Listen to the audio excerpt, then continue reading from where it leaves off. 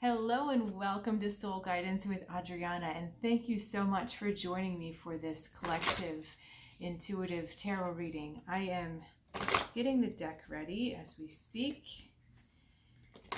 and we'll be looking at energy and messages and soul lessons. Actually, it feels like we might be talking a little bit about some karma that is waiting to be cleared and released, but we'll have to see how this goes, where we flow to. Okay, we're starting with a 3-card message. I need to clarify if this is past, present, future, or just all together. It's all of it all together. Okay, we've got the Strength card, the Magician, and then the 3 of Fire. So ultimately, and we've got most of the energy going here, but I'm feeling more drawn to this card as our destination. This is the process we've been going through, and the kind of trials and tribulations, the tests and challenges and growth opportunities have all been leading us towards this card, towards this 3 of Fire energy. This is a visionary energy. This is the energy of seeing what's in front of you, seeing the possibilities, and really going for it with your whole heart. This is about getting to a place where it is possible to manifest what you want. In the process of learning how to manifest and learning how to work with spiritual energy at the same time working with your own soul's growth, you find that as you clear out more and more of your vibration, it becomes easier and easier to manifest because you're not holding on to those low vibration patterns. This 3 of Fire is talking about being in that place where those patterns have lifted somewhat or cleared, or they're not in your way, and so you're able to really look into that future and to grab what you want from that future. So this is where we're headed. Okay, this is very good. This is very positive. Now what we've also got going on here, we've got the Magician directing energy, directing power into the Strength card.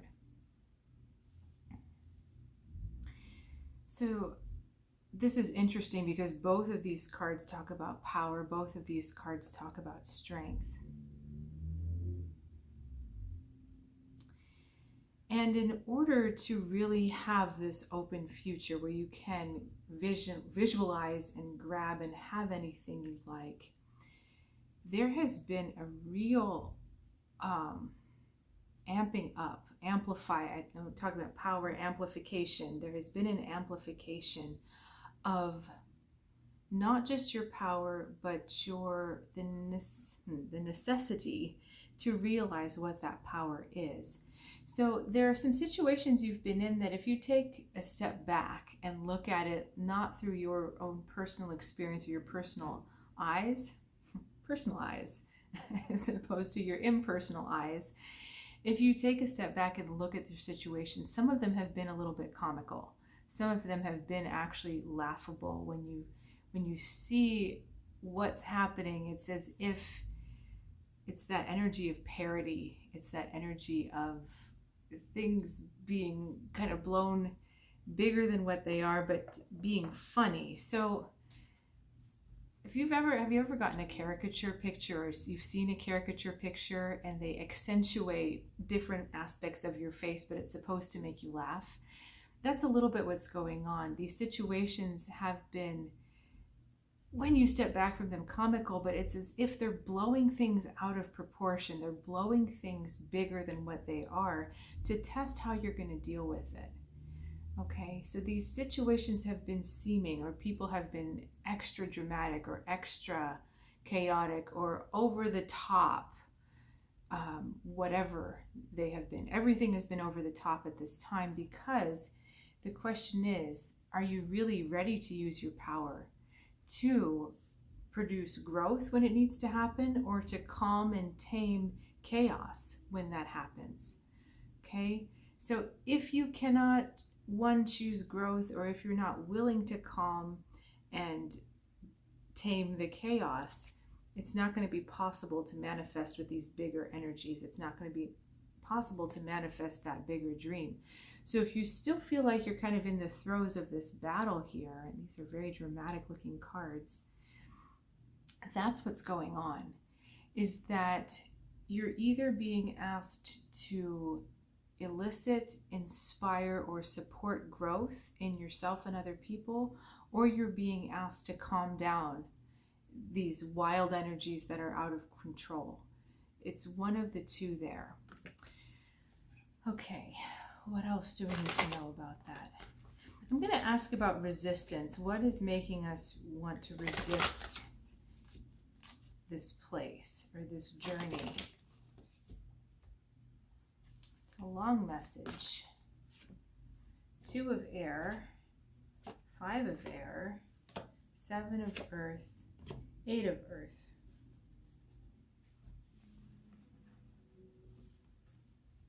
Okay. So we've got, these are interesting cards to have in this position. We've got learning, like the needing to devote yourself to learning the mastery of self, or the mastery of a trade, the mastery of a job. But then the 7 of earth is telling you you've gotten as far as you need to get. You know, you've learned all you need to learn. You're ready to take this out into the world. You're ready to start using this. You're ready to start using whatever you've been learning. And if we relate it back to here, it's these powers we've been talking about. You're ready to start using it. But we've got the 5 of air and the 2 of air coming. And I want to clarify where this 5, this is the energy of selfishness, the energy of indecision going on. So I want to clarify who that belongs to.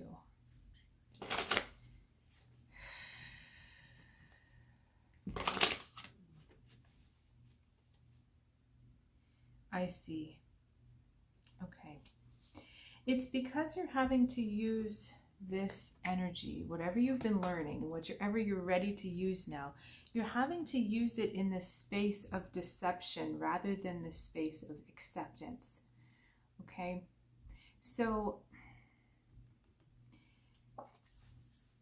what would be nicer, right, is if we had a party with other people who are in the same place, and you all could get together and kind of share notes and share stories and really celebrate being together. It would be nice if it was a celebration of unity, but instead it is that you take this self, or you take this new part of you into these situations where there is selfish deception, where there is kind of willful trying to throw you off your game, willful trying to take something from you that they can never be taken. But you know, there may be some jealousy, there may be some pettiness going on, and that has the potential then to discourage you from wanting to use what you've been dedicating yourself to actually using. And I feel so much this energy in these 2 cards is so dramatic, and all that fire, and then against the snow here and the water here. This isn't a time to shirk away. This isn't a time to just say, well, okay, I guess they'll win this one, I'll get the next one. There's a different strength that's being asked of you this time, and I'm going to ask about that right now. It's to understand that, first of all, whatever anyone puts out negative towards you comes back to them. So they can't ever really harm you unless you allow them to. They're only harming themselves. So knowing that perhaps gives you a bit more understanding and compassion towards them, because the only person they're hurting is themselves.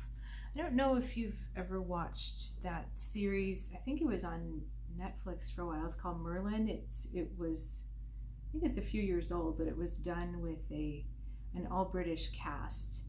And basically there's a a force of darkness that comes out later, and I don't want to give away too much of the plot, but she's always trying to tear down the positive energy. She's always trying to tear down the good, essentially.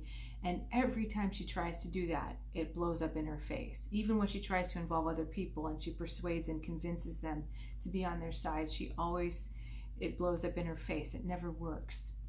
And that's what the energy is here. It's not going to work. People are going to see through it. It's not going to last long. It doesn't have the power of this other energy here. But I think the other thing to remember is that whenever someone acts out selfishly, they're in some kind of pain, whether that's current pain or unresolved pain from the past. The real trick here is not to allow that pain to stop you on your journey, on your path. Okay. I've got the Moon, Six of Fire, and the Elder of Earth. The Elder of Earth has been coming out a lot in readings these days, both on YouTube and in other places, as well as this Two of Air. And it's just reminding us that we are so deeply supported by those around us and the other space as well. The Six of Fire comes through. On one side we've got the Moon, on the other side we've got the Elder of Earth. So we've got here the false mother or the wounded mother, and we've got the true mother on this side, and then we have the walking in the middle of them, walking through to the, I want to say, the glory and the accomplishment of the self. Okay, so it's understanding that within you, you have both types of mothers. You have an internalized mother that wants to perhaps hold you back, the shadow, and you have an internalized mother that also wants to support you, that wants you to grow. And it's overcoming dependence on both of these types of mothers that has you walking forward, that has you walking out of the darkness and away from these shadow figures here.